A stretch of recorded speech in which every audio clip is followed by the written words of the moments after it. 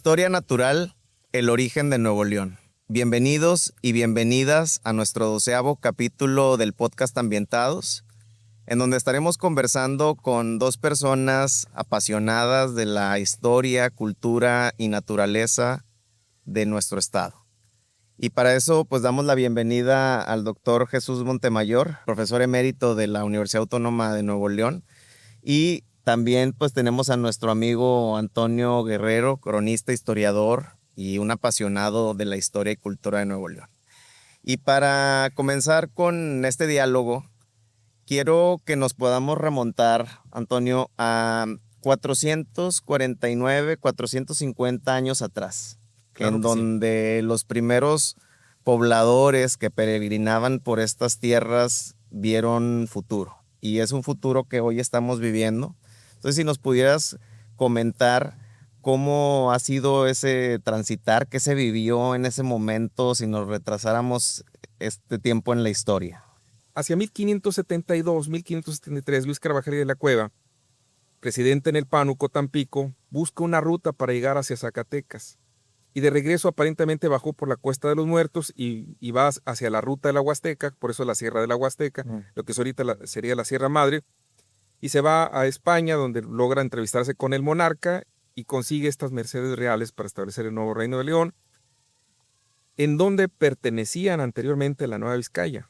Y ese fue el pleitazo que hubo entre los primeros pobladores y que también nos lleva a un problema ahí de faldas, que si quieren lo podemos platicar, entre Alberto el Canto y Diego de Montemayor. Diego Montemayor radicaba en Saltillo y Alberto el Canto aquí en San Gregorio, y hoy los de Saltillo se apropian a del Canto y nosotros a Diego de Montemayor. Qué paradójico. Pero, son pasajes históricos que ocurren ahí en temas de controversia, ¿verdad? Paradojas de la historia. Sí. Pero peleados a muerte, Carvajal los invita a trabajar con ellos, y es cuando empiezan a establecer la cabecera del nuevo Reino de León, que abarcaba 1000 kilómetros por un cuadrado de 200 leguas por cada lado, y fundan aquí la capital del nuevo Reino de León, que le ponen la villa la Villa de la Cueva y la ciudad de León. Y dejan como encargado a Baltasar de Sosa, y también otra vez el pleito, un levantamiento armado de indios. No encontraron tierras, empiezan a sacarlos para venta, provocan un levantamiento armado y tienen que despoblar todo esto, y atrapan a Carvajal y de la Cueva, se lo llevan a la Inquisición y se regresan otra vez cuenta hacia Saltillo. La enemistad entre Del Canto y Diego de Montemayor quedó pactada, y eso hace que hacia 1596 Diego de Montemayor baje y establece la villa o la ciudad metropolitana de Nuestra Señora de Monterrey. Alberto del Canto, conocido como Alberto del Diablo, se queda en Saltillo, domador de caballos, donde está ahorita la Narro, eran propiedad de él. Y exactamente el mismo año murieron los dos, rivales, amigos, compadres y lo que ustedes quieran. Y parte del pasaje histórico de... Incluso, pues bueno, Alberto el Canto se casó con la hija de Diego de don Diego de Montemayor, y de ahí viene una playa de personajes muy ilustres en la historia. Pero específicamente esta es la parte de la historia, y luego hacia 1638, bueno, 1626 llega Martín de Zavala, y él trae la orden de establecer 3 villas. La villa de San Juan Bautista de Cadereyta, la de San Gregorio de Cerralbo, pero se da cuenta que estaba Monterrey. Entonces, ¿qué creen ustedes? Que le quita el nombre a Monterrey y le pone San Gregorio de Cerralbo. Los vecinos de Monterrey se enojaron, hablan con el virrey, y eso obliga a establecer ahora sí la villa de San Gregorio de Cerralbo hacia 1638 por don Rodrigo Pacheco y Osorio, virrey de la Nueva España. Y entonces empiezan a encontrar plata y de muy buena calidad, y además de aquí, de esta zona, por eso es el eje el eje fundacional. Empiezan a hacer los recorridos hacia Texas, hacia la costa del seno mexicano, hoy hacia el Golfo de México, hacia el norte de Coahuila.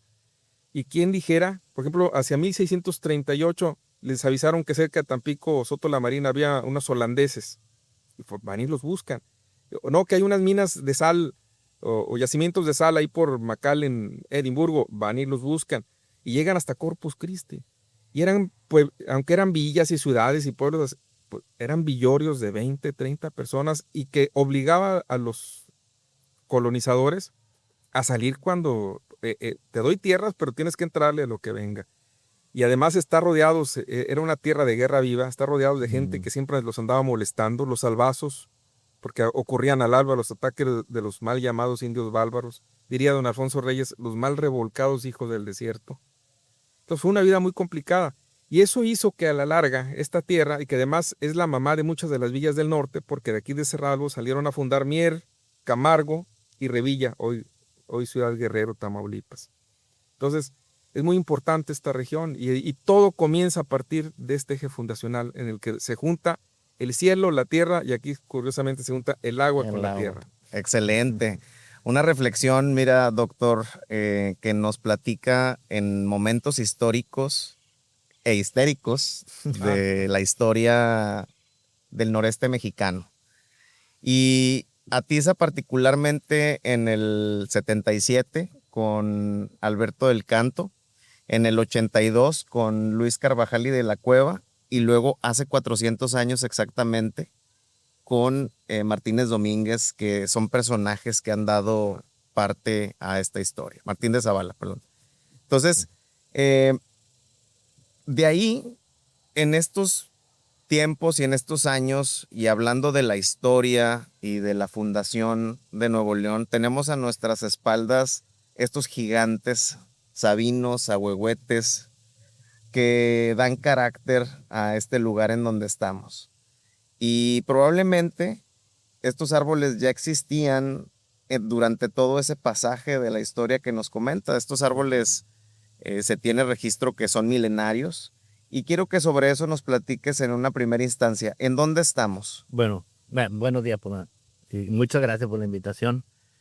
Mira, estamos en el Parque Nacional El Sabinal, en Cerralbo, Nuevo León. Es un área natural protegida. Se llama así por la presencia de sabino, como tú decías. Yo casi estoy seguro que los primeros colonizadores que nos está hablando de la historia maestro tuvieron que ver esto, ¿no? Después de esto, hace 80 y tantos años, se nombró como un parque nacional, ¿sí? Y después se le dio el carácter de área natural protegida, ya cuando empieza a trabajar la Comisión Nacional de Áreas Naturales Protegidas, la CONAMP. Como decías, este parque se llama el Sabinar por la presencia de sabinos, y el sabino como característica es que primero es considerado el árbol nacional, a nivel México, ¿sí?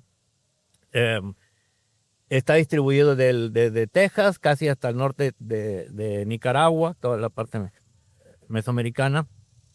Y hay registros de que pueden llegar a vivir de 1000 a 2000 años. Aquí tenemos más de 800 sabinos. Algunos, cuando la gente venga, que los invitamos, se van a dar cuenta que muchos están como que en orden, y fue porque hace 40, 50 años sembraron en algunos lados. Todos los sabinos que se ven como que el tallo desordenado, esos son los que estaban cuando llegaron los primeros colonizadores. Estamos hablando de que son los que pueden estar más, que son más viejos, los que aquí estaban, ¿no? Viejos del agua también se les conoce, ¿verdad? Sí, los viejos del agua. Sí, sí. Y la otra cosa que en este parque, que lo que tienen que saber es que este árbol, aparte de dar sombra, captura dióxido de carbono, produce oxígeno, como todos los árboles. Y aquí mismo, dentro del parque, sirve como un área de refugio para mamíferos. Tenemos una serie de mamíferos. Tenemos registradas más de 30 aves que están aquí, aves migratorias. Estamos hablando de garzas, estamos hablando de dos tipos de garzas. Estamos hablando del pájaro o aves como el venteveo, carpintero mexicano, etcétera. Tenemos reptiles, hay algunos registros de serpientes y muchos otros organismos, y al rato les vamos a platicar de la Cosil regio, que es nada más por lo que yo estoy aquí. Pues mira, bien interesante, doctor, porque precisamente vemos como el origen de el agua y de la flora y la fauna y de los recursos naturales dieron básicamente la posibilidad de fundar sociedades humanas, pero también son casa de muchas otras especies con las que compartimos hábitat nosotros, Exactamente. ¿no? Entonces, ¿cómo se va entrelazando este trama entre sociedad humana y naturaleza e historia? Y en ese sentido, nos contabas, Antonio, Sí, sobre estos establecimientos que vinieron a formar parte de lo que hoy conocemos como el municipio de Cerralbo, primer capital del estado de Nuevo León, y nos hablaba sobre la presencia de agua. Y aquí cercano tenemos el Parque Minas de Benavides, sí, y sabemos que ahí hay unos restos de lo que fue una antigua, precisamente fundidora, como la que sí. tenemos en la ciudad de Monterrey. Y quiero que nos platiques sobre qué se hacía en esos lugares, estos recorridos que daban por lo que hoy es la Sierra de Picachos, otrora Sierra de San Gregorio. Sí. Eh, ¿Qué nos puedes comentar sobre este suceso económico y social que ocurría en esos sitios? Sí, el aprovechamiento de la plata fue fundamental y eso hizo que fueran estableciendo, que se fueran estableciendo heridos de fundir o fundiciones. Entonces la que tenemos ahí en Benavides, que parece así como un gusano, ¿verdad? Así medio extraño, de piedra.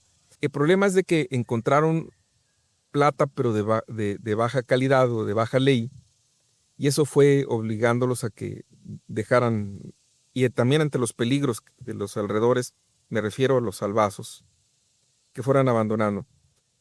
Pero esto a la larga propició, y durante el tiempo de don Martín de Zavala, al no encontrar la plata, miren, ellos andaban con la idea de encontrar la gran Cíbola, las 7 ciudades de oro, y en esa imaginación, la fuente de la eterna juventud, que también tiene mucho que ver con esa leyenda de Quetzalcóatl que estaba aquí, porque dicen que no, nunca se secaba a pesar de la escasez. ¿Y cómo llaman a este lugar la Ciénega? Que posiblemente esté relacionado con eso, con Benavides, y que están intrincados con esto. Pero el caso de la minería es muy especial porque al dejar la minería empiezan a extraer o mandar del centro y sur del país cientos de miles de cabezas de ganado menor, y esta región cambió completamente su vocación minera. Por ejemplo, hay un lugar aquí muy interesante que se llama Las Cureñas, donde decían que fundían cañones, otros que también llegaron a fundir lingotes, monedas, que era la residencia de don Martín de Zavala, eh, y que estuvo vigente durante todo porque aquí vivió el señor gobernador innegablemente, y que todo eso se abandona a partir de los procesos de ganadería. Y de cómo llega, por ejemplo, Francisco Báez de Benavides, que funda Hidalgo, Nuevo León, en el Valle de las Salinas, y se la deja a los de las casas de los Treviño, y vienen y se establecen aquí. Y entonces son esos linajes fundadores de los Benavides, con los Velas, Y ahí con los empiezan a Ramírez, aparecer y los entonces apellidos, ¿verdad? lo típico aquí de la región. Pero esos son testimonios a la larga de ese pasado, y que debemos recalcar porque es un patrimonio que tiende a perderse. Porque a veces pensamos, y es cierto, de que la industrialización se hizo a partir de la nada, que fueron un grupo de empresarios visionarios y eso, pero antes los papás de los abuelos, los ancestros apostaron mucho, y dejaron estas tierras tan interesantes. Y por eso puedo decirles con mucho orgullo que Cerralbo es cuna de gente muy ilustre. Definitivamente, y además, como tú dices, es algo que ya traemos en nuestra carga genética, como el aprovechamiento de los recursos que nos brinda la Sí, naturaleza para la producción económica que hoy nos posiciona en México como esa capital industrial y económica en el país, que viene, como bien sí, dices tú, no es un evento de la casualidad, sino del trabajo y el esfuerzo, esa cultura que ha forjado a los ciudadanos y a las ciudadanas de lo que hoy es Nuevo León. Entonces, seguimos bajo ese escenario y conectamos con estos árboles que nos platicas, centenarios, milenarios, que tenemos aquí en este parque nacional que lleva su nombre, pero también tenemos 51 álamos sicomoros en la Bueno, plaza principal de, de aquí de Cerralbo. de Cerralbo, ¿verdad? Qué bueno que tocaste esto. Antes de ser el Sabinal, le llamaban la Ciénega.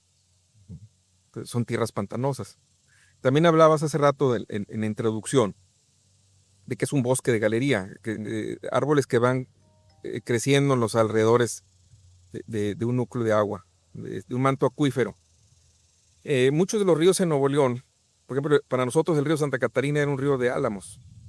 En cambio, muchos de la cuenca San Juan, los que bajan de la Sierra Madre, el río Pilón, el río La Silla, el río Ramos, son de sabinos, son de ahuehuetes, Sí. y abundan mucho en esta zona. Entonces, por lo regular, nosotros lo ubicamos más hacia el centro-sur de Nuevo León. El río Blanco, que también repleto de aguacatales, nogaleras y demás.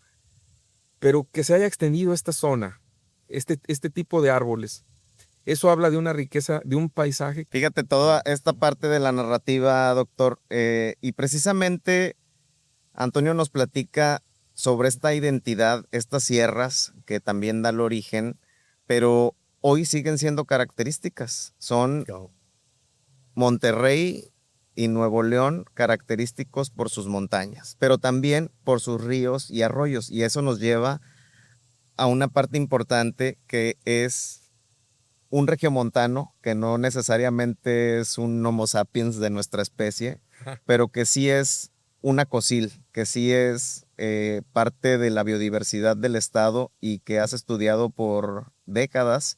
Y quiero que nos platiques sobre ese ejemplar en particular y qué ha ocurrido con su especie, su distribución, estos ríos en los que habitaba y en lo que hoy tenemos como remanente en este parque nacional.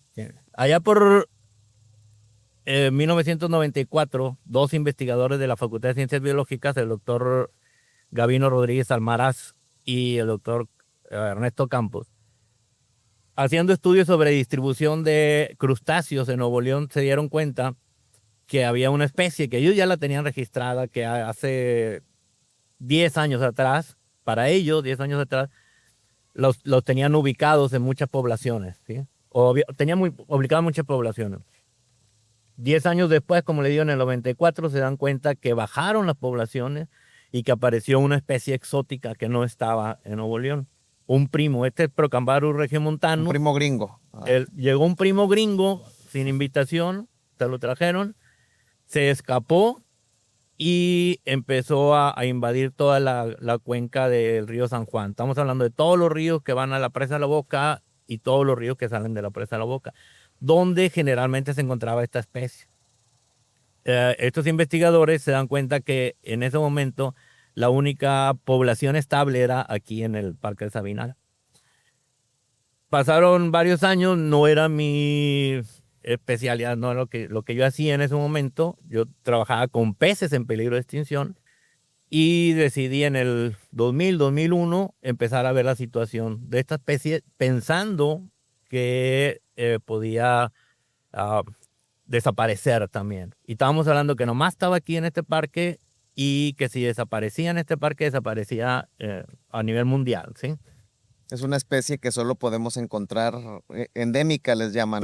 Endémica. Primero en Nuevo León, por eso le pusieron regiomontanus. La persona que lo escribió en 1954 le puso Procambarus regiomontanus.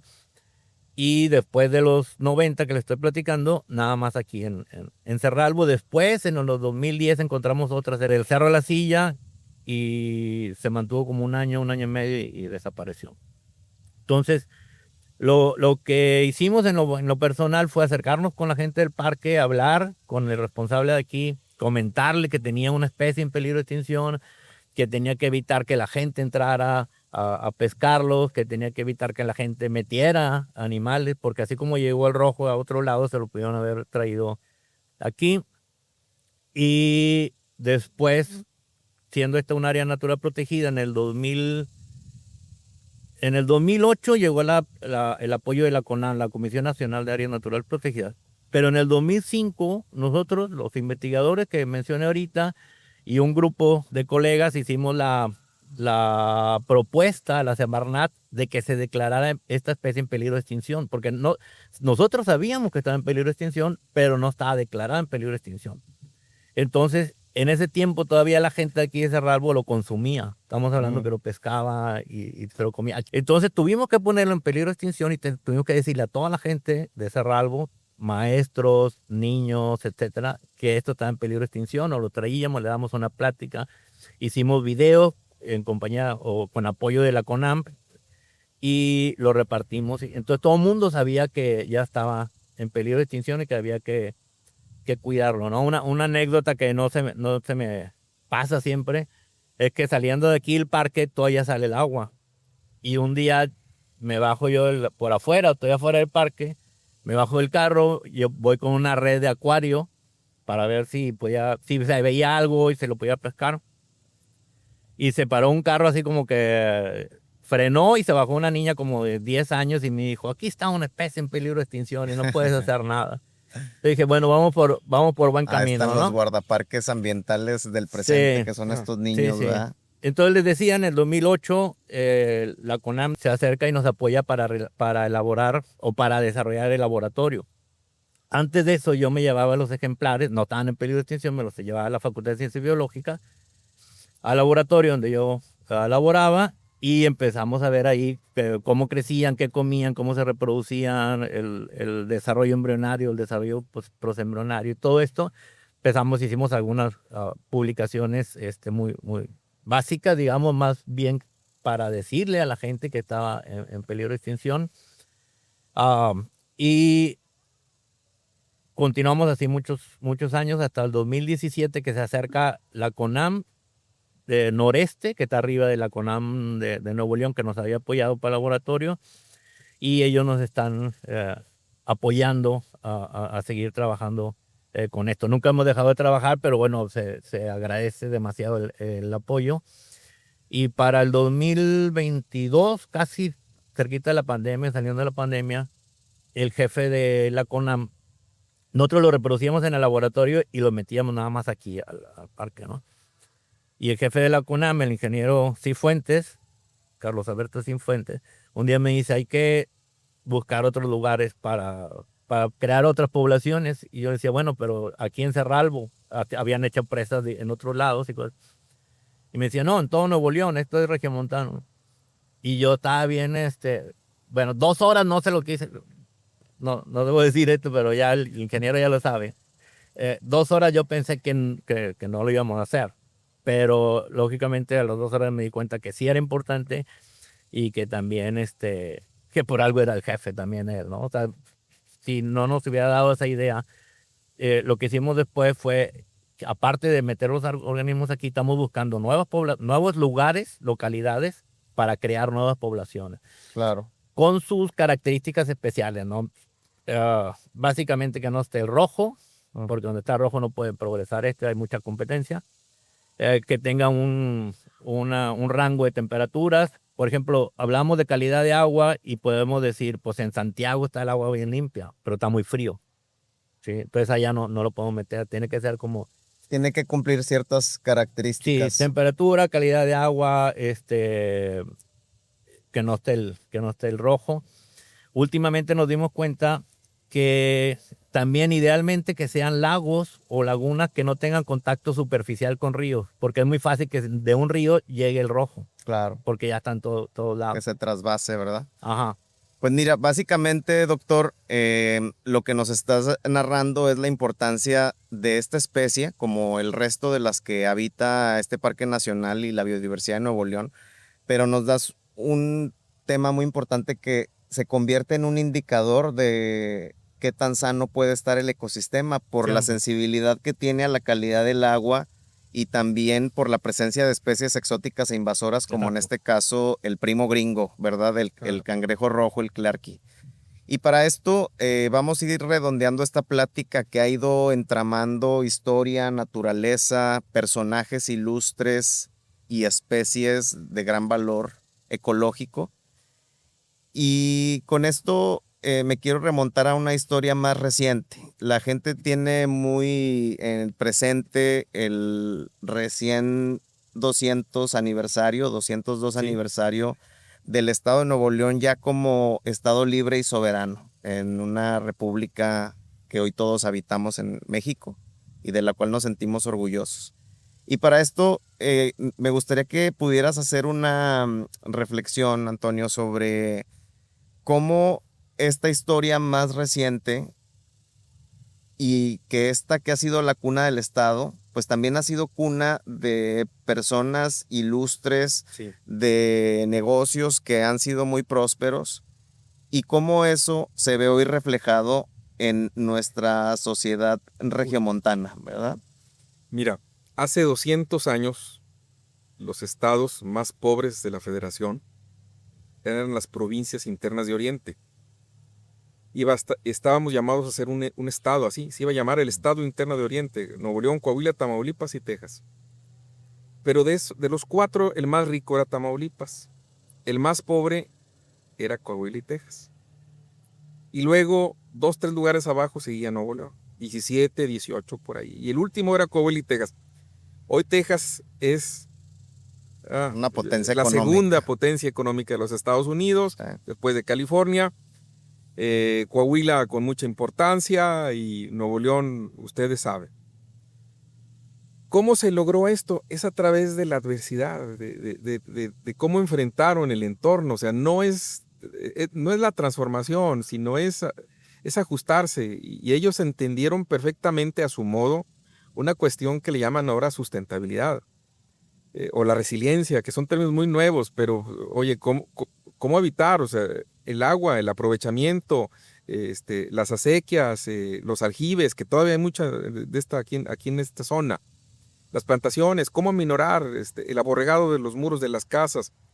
Entonces, 200 años después, y que se han batallado mucho, porque también hubo una rebelión en 1840 donde pensaron separar Nuevo León, Coahuila y Tamaulipas, siguiendo el modelo de Texas con la famosa República del Río Grande, y que sin embargo, como el resto del país, somos muy mexicanos y somos muy orgullosos de serlo. Y aunque el motor y también la visión, como la Segunda Guerra Mundial a partir de 1940 obliga, cuando para la producción industrial en Estados Unidos y se traspasa aquí a Monterrey, a las empresas y la mezclilla y la manta, vaya, hasta vendían burros. Bajaban de la sierra y se los vendían al ejército que estaba en el frente ya en Europa y esas cuestiones. ¿Cómo se ha transformado esto? Y a raíz también de esta especie que habla el doctor, quisiera desviarme tantito, pero Manuel Paino lo habla en un escrito en 1840, si lo conocen, si no se los mando, cuando dice de que en el Santa Lucía crecía una especie de camarón tan sabroso que yo ni siquiera lo había probado en la costa, que es que probable, ustedes sí. mencionan.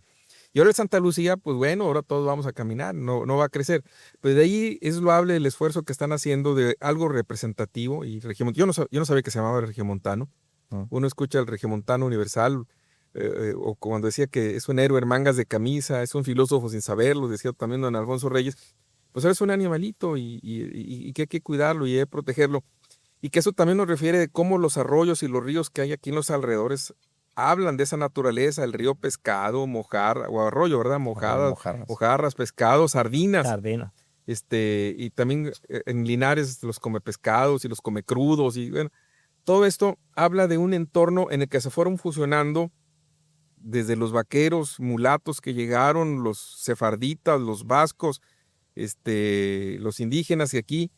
Y esa es la región, y de ahí venimos todos. Y entonces eso también nos da un mestizaje que provee una riqueza insospechada. Siempre ascendiendo. Definitivo. Esa trama entre la naturaleza y la sociedad humana. Y doctor, para ir redondeando, pues tuviéramos mucho de qué hablar, en particular del Procambarus regiomontanus, pero quiero que tú nos platiques cómo tú, como biólogo, te fuiste enamorando y convenciendo de que la vía para asegurar el futuro de la humanidad es conservando nuestro entorno. Hay una anécdota, no mía. Hace 70 años, un ecologista norteamericano, Aldo Leopold, hizo una analogía entre ¿cómo se dice? La biodiversidad y el abecedario. Él decía que si cada una de las especies tuviera una letra, y se hiciera un libro con todas estas letras, cuando una especie empezara a desaparecer o las especies empezaran a desaparecer, a final de cuentas, el mensaje que iba a tener ese libro, ese texto, ya no se iba a entender. Y ya no íbamos a entender la biodiversidad. Te estoy hablando de hace 70 años. En forma personal te comentaba, yo quise ser biólogo porque me gustaban los peces, sobre todo los peces de ornato, que era lo que veíamos. Pero por eso estudié biología. No vi un pez en biología hasta séptimo semestre y el primer pez que vi estaba en formol. Entonces estuvo medio angustiante todo. Después entré a un laboratorio, ya me titulé en un laboratorio que teníamos un centro, yo era colaborador, centro de resguardo de peces en peligro de extinción. Llegamos a manejar 25, 26 especies del noreste. Y luego por azares y por cuestiones tuve que cambiar de laboratorio y ya no podía yo trabajar con esas especies porque ya las tenían en el... Ya no era ético. Y mi doctorado lo hice con 4 especies de crustáceos, entre esos el clarke. Y entonces lo tenía que manejar y todo, y cuando me enteré de esto, después de que ya tenía el doctorado, pues ya tenía algo de expertise con esto y los empecé a checar, pero siempre era atrás de la conservación, ¿sí? Les comentaba, decía el ecólogo si le quitas una letra, por más que tú creas o que tú quieras adivinar cuál letra le quitaría y que no pasara nada, y dice, la H, porque no suena. Entonces no sabríamos de Shakespeare o no sabíamos de Chapulín Colorado o no podríamos decir cosas como Sí, qué definitivamente. niño tan chulo o cosas así, ¿no? Entonces, sí, siempre la conservación, pero de organismos acuáticos. Ahí estoy cerrado. Es tu Si me hablan expertise. de plantas, los sabinos los conocí hace 20 años. Que es donde inicia la vida, doctor. Sí. Definitivamente. Sí. Dicen que venimos del agua, ¿verdad? Hay Exactamente, teorías, mitos, exactamente. Qué padre, es muy loable, lo felicito. leyendas. Gracias. Y bajo ese escenario, entre personajes ilustres, motores de producción económica, especies en riesgo, conservación de la naturaleza, es que nos despedimos de este episodio en donde Nuevo León, cuna del estado, en Cerralbo, Nuevo León, estamos siempre ascendiendo.